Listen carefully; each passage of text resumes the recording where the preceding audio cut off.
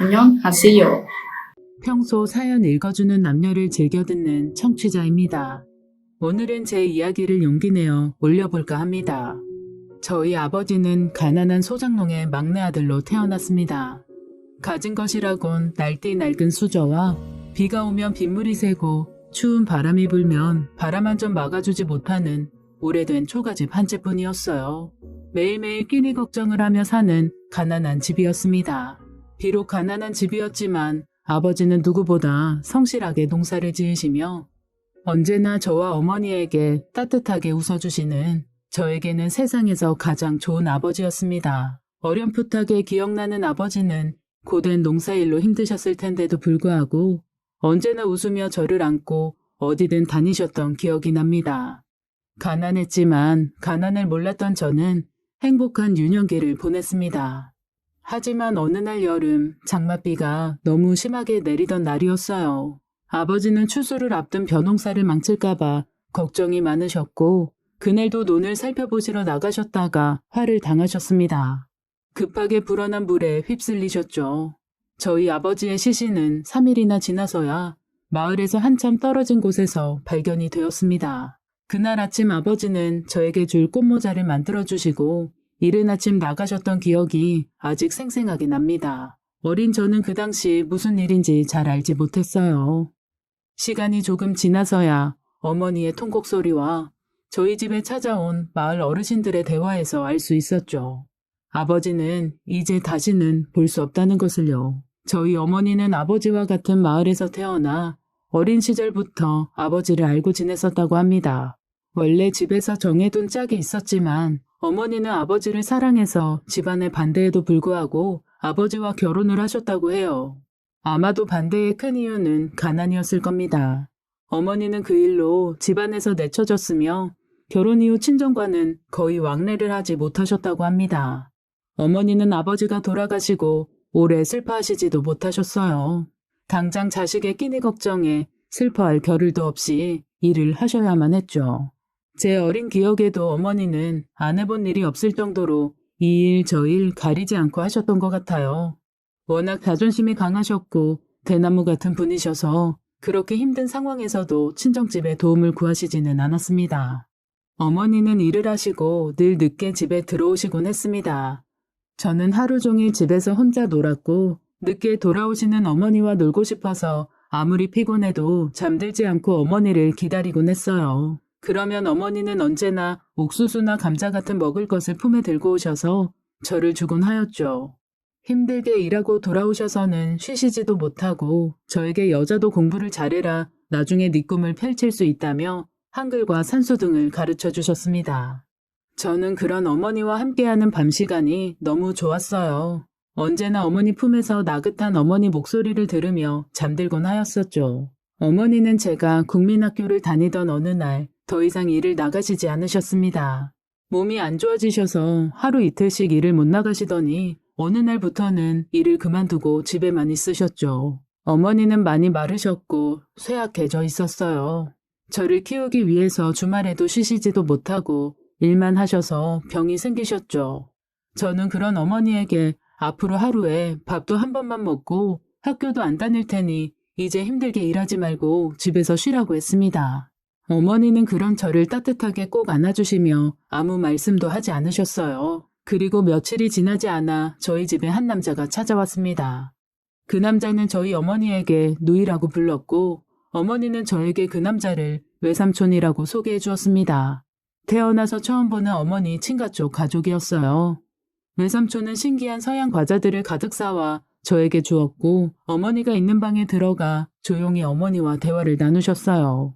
잠시 후 외삼촌의 울음소리가 들려왔고 저는 방 안의 대화에 귀를 기울일 수밖에 없었습니다. 대화 내용을 모두 알아들을 수는 없었지만 한 가지 확실하게 알 수 있었던 것은 어머니와 함께 할 수 있는 시간도 이제 얼마 안 남았다는 것이었습니다. 얼마 지나지 않아 집에는 외할머니도 찾아오셨습니다. 외할머니는 자신의 딸의 모습에 화도 내시고 눈물도 보이셨죠. 저는 그런 외할머니가 무서워서 쉽게 다가가지 못했었어요.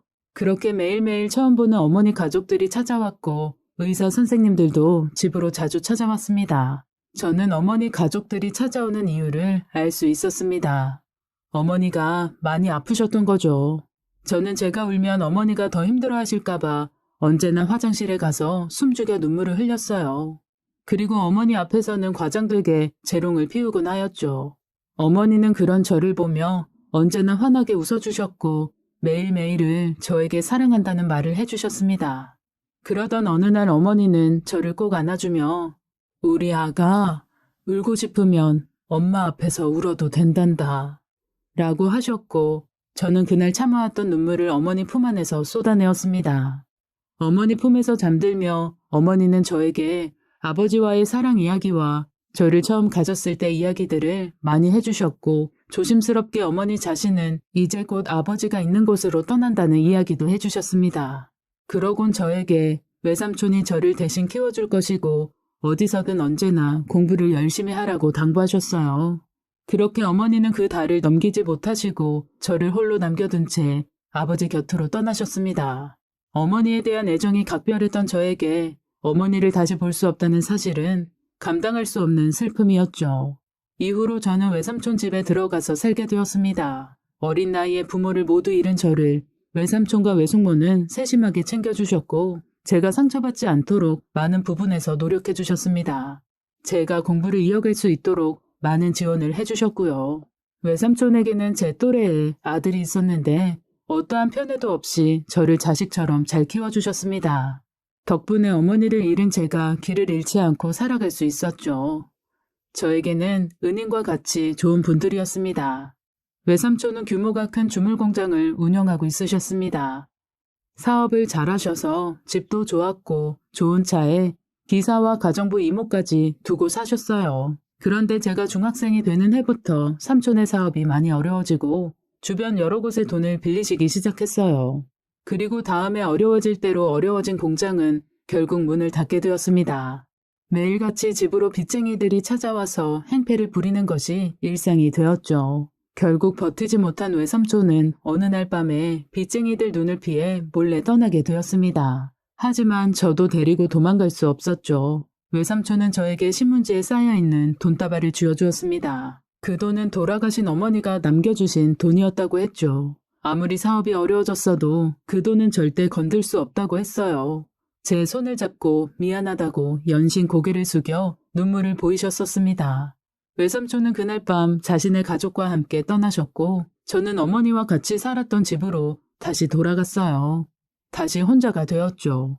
저는 어머니가 남겨주신 돈으로 생활을 하며 학교를 다녔지만 고등학생이 되었을 즈음 어머니가 남겨주신 돈으로는 얼마 버틸 수 없다는 것을 알았습니다. 저는 어쩔 수 없이 학교를 그만두고 제가 할 수 있는 일을 찾았어요. 고등학교 중퇴한 어린 저에게 할 수 있는 일이란 공장 일 뿐이었죠. 저는 3교대 공장에 취직을 하여 살기 위해 일을 하였습니다. 하지만 어머니와의 약속을 잊지 않았기에 일을 마치고 집에 와서는 지쳐 잠들 때까지 공부를 하곤 했습니다. 제가 다니는 공장에는 제 나이대의 친구들이 많이 있었어요. 또래의 남자아이들과 여자아이들은 언제나 일이 끝나면 자기들끼리 어울려 술을 마시고 놀러 다녔었죠. 그 남자아이들은 번번이 제게도 자신과 같이 놀자고 했지만 저는 그런 것에 흥미가 없어 매번 거절을 했습니다. 저는 쉬는 시간에도 조용한 곳에 가서 책을 읽는 부류의 사람이었어요.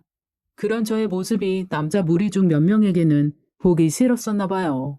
어느 날 그 남자아이들이 제게 다가와 시비를 걸었죠. 너도 우리처럼 공순이일 뿐인데 무슨 여대생 흉내내는 것처럼 매일 책을 들고 다니냐?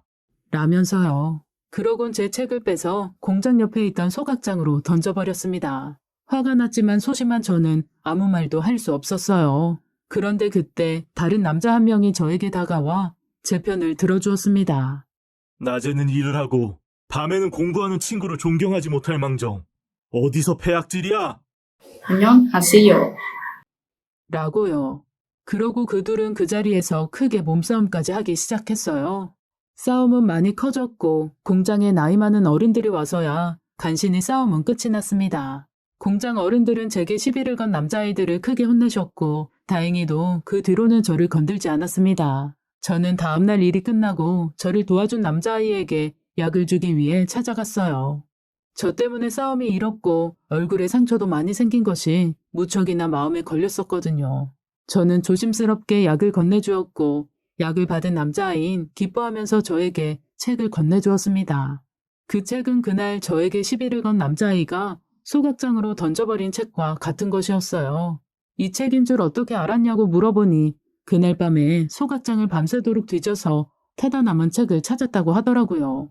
책이 너무 타버려 동네 책방을 모두 뒤져 새 책을 구해왔다고 했습니다. 그 남자아이는 자신의 이름을 승민이라고 저에게 알려주었고 저보다 8살이나 많은 오빠였어요. 승민 씨는 제가 그 공장에 들어왔을 때부터 저에게 관심이 있었고 오랫동안 지켜보았다고 했습니다. 그는 고아원에서 자랐으며 성인이 되자마자 고아원에서 나와 공장에서 일을 시작했다고 하였어요. 세상에 혼자 남은 저와 혼자로 태어난 그이는 남에게는 말하지 못했던 슬픔들을 이야기하며 서로를 보듬어 주었고 그렇게 조금씩 서로를 알아가며 저희는 사랑을 키워갔습니다. 승민 씨는 일을 쉴 때라면 저를 전국 곳곳을 데리고 다니며 새로운 것을 보여주었고 새로운 것을 맛보여 주었죠. 세상에 혼자 서 있는 것 같았던 제가 이제는 기댈 수 있는 사람이 생기니 세상 다 가진 것 같았습니다. 저희는 그렇게 서로를 사랑했고 둘이 조그마한 결혼식을 올려 부부의 연을 맺었어요. 어머니가 남겨주신 집에서 저희는 결혼 생활을 시작하였고 성실하고 사랑이 많았던 그이 덕분에 행복하게 살았습니다. 그리고 얼마 지나지 않아 저는 아이를 임신했고 사랑스러운 딸아이를 낳았어요. 이렇게 세 가족이 영원히 행복할 것만 같았던 나날이었죠. 하지만 그 행복도 길지 않았습니다. 어느 날 집으로 전화가 왔어요. 남편이 다니는 공장의 동료로부터 온 전화였죠. 전화상에서 남편의 동료는 다급하고 떨리는 목소리였고 저에게 연신 형수님, 형님이 라고만 하였습니다. 저는 단번에 승민 씨에게 큰일이 생겼다는 걸 알 수 있었죠. 아이를 들쳐업고 한 걸음에 공장으로 달려갔습니다. 공장 앞에는 경찰차와 구급차로 꽉 차 있었고 많은 사람들이 고함을 지르며 사고 수습을 하고 있었어요. 저는 남편을 찾으며 공장으로 들어갔고 그런저를 공장 사람들이 보고는 들어가지 못하게 막아섰습니다.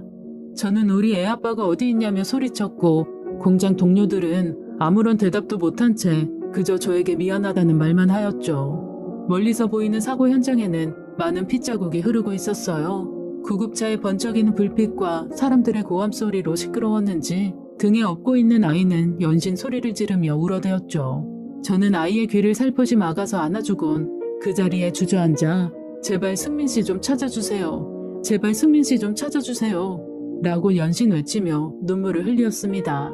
그날 남편은 공장에서 큰 기계를 옮기던 중 사고로 기계에 깔려 세상을 떠났습니다. 남편의 시신을 확인하던 날 형체를 알아볼 수 없게 망가진 몸과 고통에 일그러진 얼굴을 보고 저는 실신을 했고 깨어난 후에도 몇 날 며칠을 눈물을 흘리며 보냈습니다. 남편이 얼마나 아프고 무서웠을지 생각을 하면 마음이 찢어질 듯 아파왔죠. 남편의 장례를 마치고 죽고 싶은 생각을 하루에도 수백 수천 번씩 하는 나날이었어요. 높은 건물에 올라가 아래를 내려다볼 때면 어서 뛰어내려 더 이상 고통받지 않고 편해지고 싶었었죠. 어느 날 새벽엔 너무 힘든 마음에 손목을 긋고 그만 생을 마감하고 싶었습니다. 하지만 제 옆에서 새근거리며 잠들어 있는 갓난쟁이 딸아이를 보니 도저히 그럴 수가 없었어요. 그제서야 아버지를 잃고 혼자 가정을 지켜야 했던 어머니 마음이 이해되었습니다. 저는 딸아이를 품에 안고 혼자서 펑펑 울었죠. 그날 이후로 다시금 마음을 독하게 다잡고 이를 악물며 다시 일어섰습니다. 공장에서는 남편의 사고로 인한 보상금을 주었습니다. 남편의 목숨값인 것 같은 보상금을 저는 도저히 쓸 수 없었어요. 하지만 혼자서 아이를 키우려면 공장을 계속 다닐 수 없었기에 저는 어쩔 수 없이 남편의 보상금으로 작은 국수집을 열었습니다. 조그마한 가게에는 작은 방이 딸려 있어서 제가 일하는 동안 그 방에서 딸을 키울 수 있었죠. 어렸을 때 어머니와 같이 만들던 국수를 떠올리며 만든 국수는 다행히도 인기가 좋았습니다. 덕분에 여자 혼자서 아이를 키워나갈 수 있을 정도의 돈을 벌 수 있었죠. 하지만 얼마 지나지 않아 또 다른 시련이 저에게 찾아왔습니다. 우리나라에 IMF 경제위기가 찾아온 것이었죠.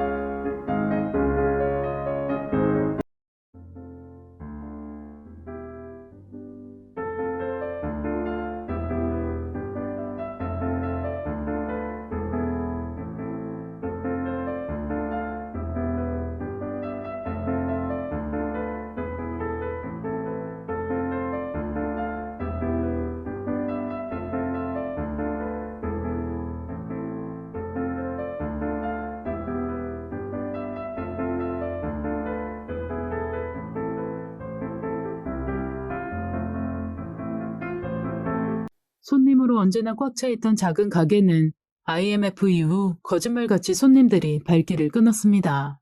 그렇게 몇 달을 버텼지만 상황은 전혀 나아지지 않았죠. 남편의 목숨값으로 얻은 가게를 저는 절대로 포기할 수 없었기에 무작정 아이를 들쳐업고 길거리로 나아가 닥치는 대로 일을 찾았습니다. 아침에는 우유 배달을 하였고 낮에는 파출부일을 했습니다. 저녁에는 식당들을 찾아다니며 설거지도 했고요. 밤에는 집에서 부업을 하며 이를 악물고 최선을 다해 아이를 키웠습니다. 다행히도 못난 어미를 만나 어려서부터 고생만 한 딸아이는 건강하고 올바르게 잘 자라주었어요. 힘든 나날이었지만 아이를 보며 견뎌왔습니다. 그렇게 세월은 흘러갔고 삶은 조금씩 나아지기 시작했어요. 저는 다시 국수 가게를 열 수 있게 되었습니다. 아이는 영특하여 공부도 곧잘 잘했어요. 제가 걱정이 되었는지 학교가 끝나면 언제나 가게로 달려와 제 일을 돕는 착한 아이였죠. 저는 그런 아이에게 제 걱정은 하지 말고 다른 아이들처럼 학원이라도 다니면서 좀 더 공부를 하라고 했지만 그럴 때마다 아이는 엄마가 힘들게 번 돈을 그런 곳에 쓰고 싶지 않다고 했죠. 아이는 손님이 오면 저를 도왔고 손님이 없을 땐 가게에 딸린 작은 방에서 혼자 공부를 했습니다. 어디서 이리도 착한 아이가 제게 와주었는지 감사할 뿐이었죠.